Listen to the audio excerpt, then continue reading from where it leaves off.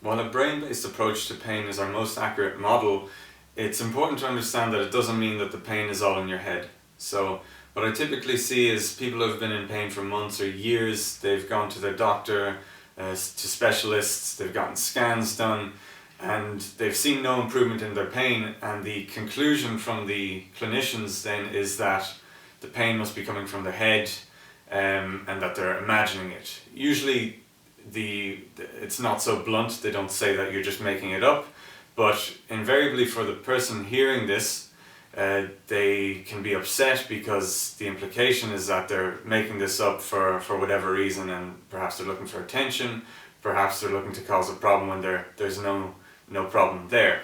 The thing is that this isn't actually what we're saying when we look at a brain-based approach to pain, because the brain has unconscious and conscious processes, and this is all occurring here. These past experiences, beliefs, expectations are all generally acting on an unconscious level. So while the threatening stimulus might come in and we might be able to reason and say, well, no, my back is healed, there's nothing left, the scans show that there's nothing wrong with my back, we can't actually say to the brain, no, don't worry about it, it's okay, I can do this, this shouldn't be painful, because this is happening at an unconscious level, it's happening too fast and we can't consciously override it. So if you consider an overprotecting mother, her child might go out and climb a tree,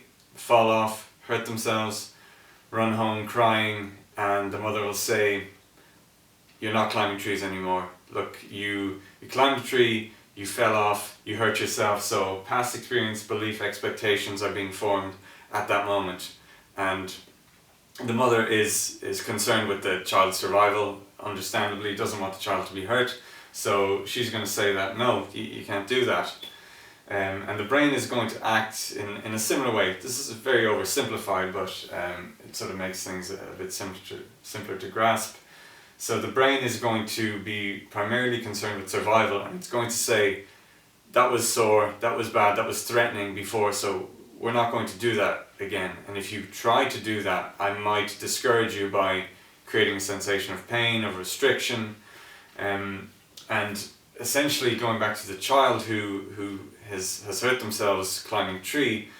A couple of days later they might feel better and want to climb the tree again, but the mother is still saying, no, you can't do that because you're going to hurt yourself. So how would the child convince the mother that it's okay to climb the tree now? The best thing the child could do is to slowly build a compelling case that they're feeling better, they've learned from their mistakes, they've gotten stronger, and now they're able to climb that tree safely. And if you take anything like in your own body, like a painful knee, for example, if you take 30,000 steps a day and they're painful, the brain's past experience, beliefs and expectations are that every time you take a step, the knee's going to be sore. So it doesn't like that, it doesn't want that. But if you can slowly begin to build a compelling case that it is possible to walk pain-free, then the brain has to take this on board. So if you can begin to reduce the pain through reducing threat and creating safety in the body, over time you can reduce the pain and eventually get to a point where you're taking steps that are pain-free. Slowly you're beginning to convince the brain that actually this is possible, and the unconscious process becomes almost overridden with new information which is more accurate, because now you're taking 40,000 steps a day and they're pain-free, whereas before you're taking 30,000 steps and they were painful. And these are arbitrary numbers, but it's just to illustrate that we can slowly convince the unconscious mind with more accurate information that movement can be pain-free.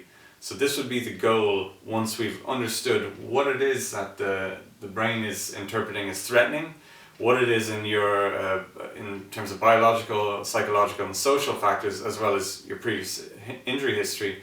What is it that's creating this threat where the stimulus of, again, the knee compressing, the knee stretching, what is it that's causing that to be perceived as threatening, even though the knee has fully healed. And once we understand that, we can begin to create safety in the body and build a more compelling argument and build an idea and an experience and a belief and expectation that the knee can be pain-free and will be pain-free.